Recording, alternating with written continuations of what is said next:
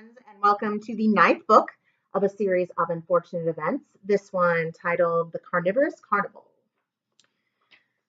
Let us see what little gems we have inside. For Beatrice, our love broke my heart and stopped yours. Chapter 1. When my workday is over and I have closed my notebook, hidden my pen, and sawed holes in my rented canoe so that it cannot be found, I often like to spend the evening in conversation with my few surviving friends. Sometimes we discuss literature. Sometimes we discuss the people who are trying to destroy us, and if there is any hope of escaping from them. And sometimes we discuss frightening and troublesome animals that might be nearby.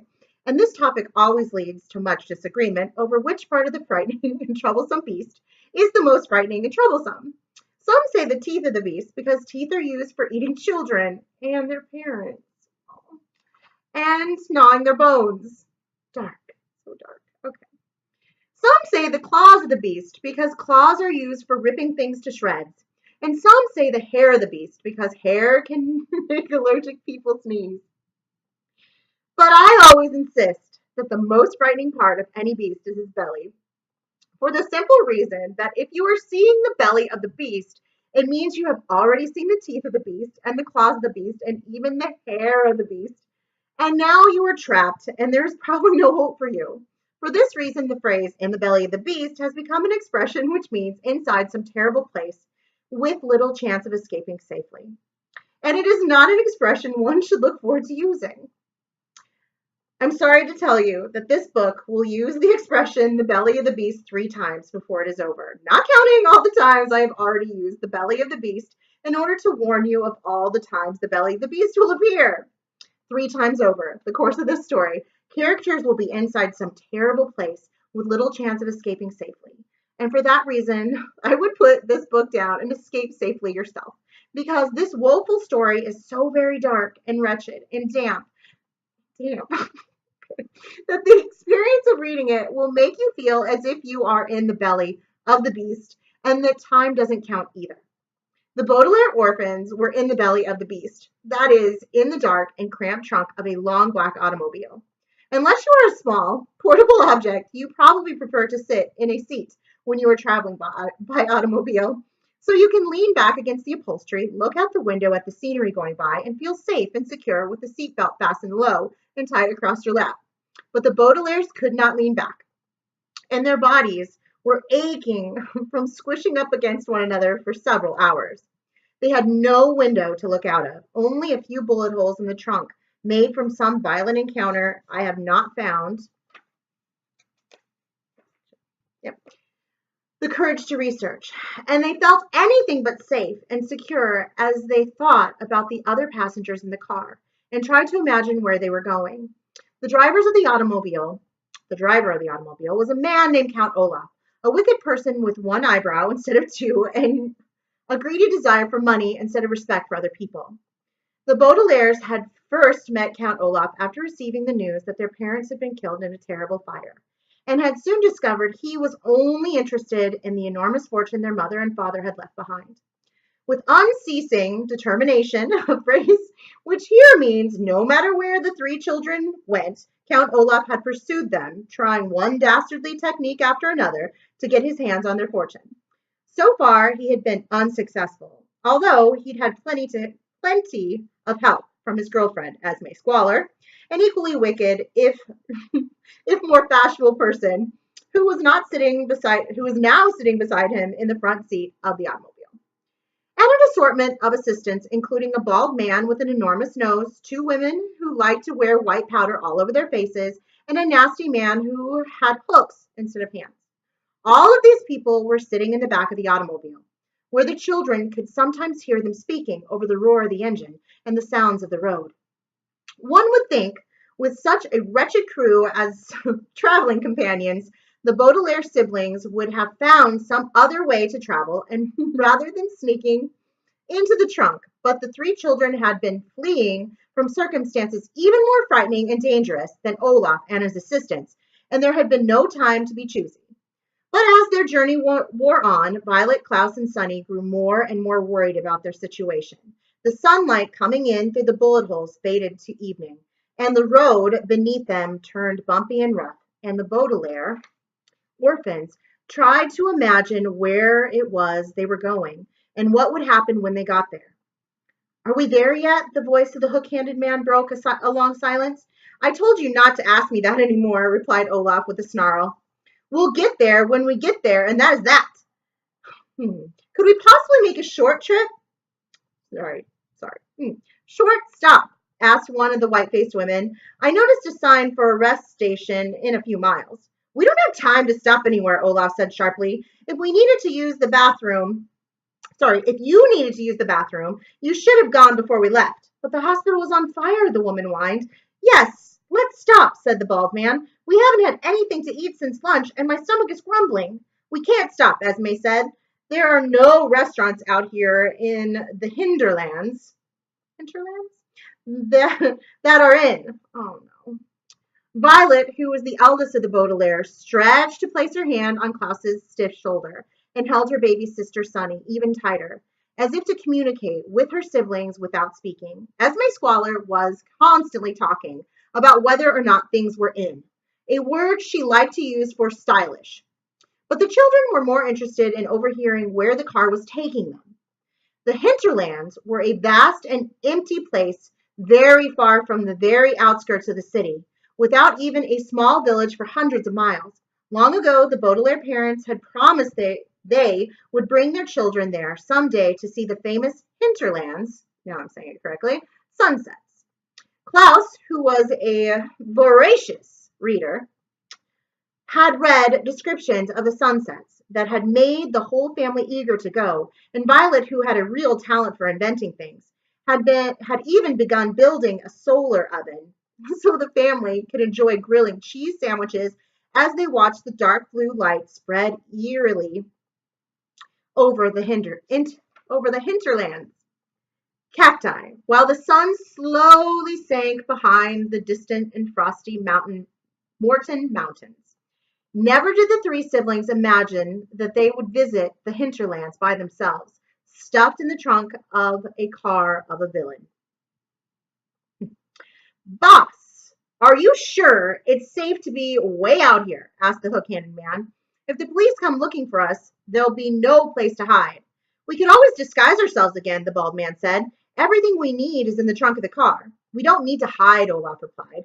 And we don't need to disguise ourselves either. Thanks to that silly reporter at the Daily Punctilio, the whole world thinks I'm dead. Remember? You're dead? Esme said with a nasty chuckle. And the three Baudelaire brats are murdered. No, sorry, murderers. We don't need to hide. We need to celebrate. We can't celebrate yet, Olaf said. There are two last things we need to do. First, we need to destroy the last piece of evidence that could send us to jail. The Snicket file, Esme said, and the Baudelaire shuddered in the trunk.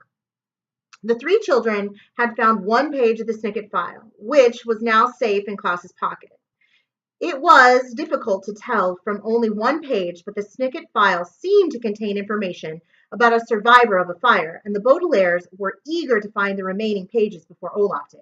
Yes, of course, the hook-handed man said. We have to find the Snicket file. But what's the second thing? We have to find the Baudelaires, you idiot, Olaf snarled. If we don't find them, then we can't steal their fortune, and all of my schemes will be a waste. I haven't found your schemes to be a waste, said one of the white-faced women. I've enjoyed them very much, even if we haven't gotten the fortune. Do you think all three of those bratty orphans got out of the hospital alive, the bald man asked.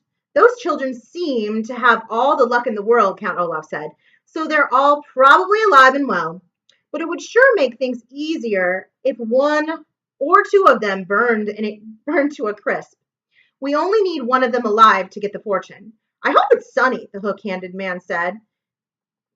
Awful. It was fun putting her in a cage, and I look forward to doing it again. I don't care who it is, Esme said. I just want to know where they are. Well, Madame Lulu will know, Olaf said. With her crystal ball, she'll be able to tell us where the orphans are, where the file is, and anything else we want to know. I never believed in things like crystal balls, remarked the white-faced woman.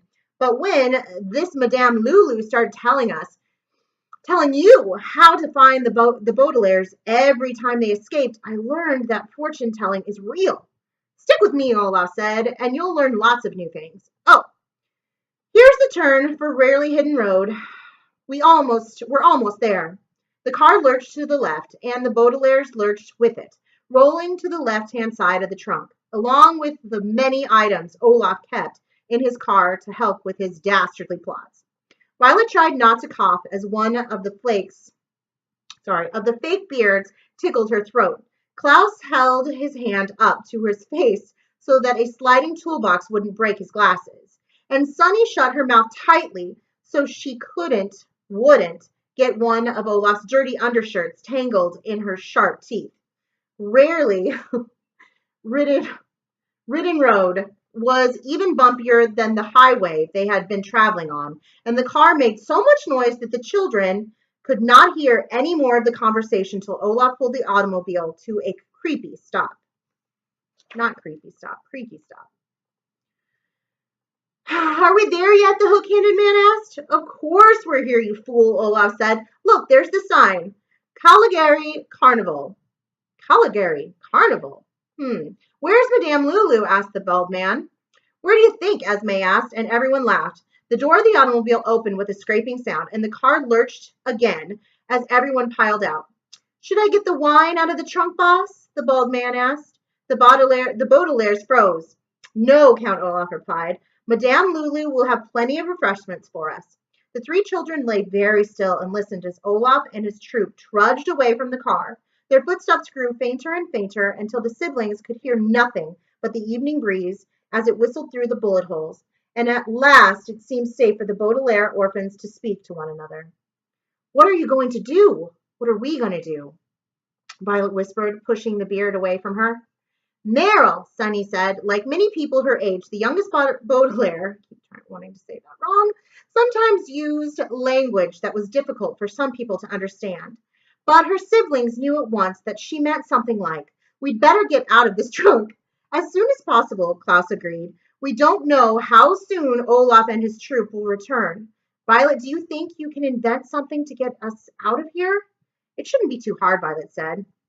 With all this stuff in the trunk, she reached out her hand and felt around until she found the mechanism that was keeping the trunk closed. I studied this kind of latch before, she said.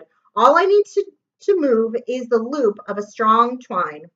All I need to move is a loop of strong twine. Feel around and see if we can find something.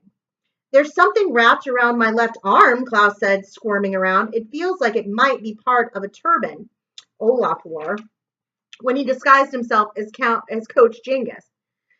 That's too thick, Violet said. It needs to slip between two parts of the lock.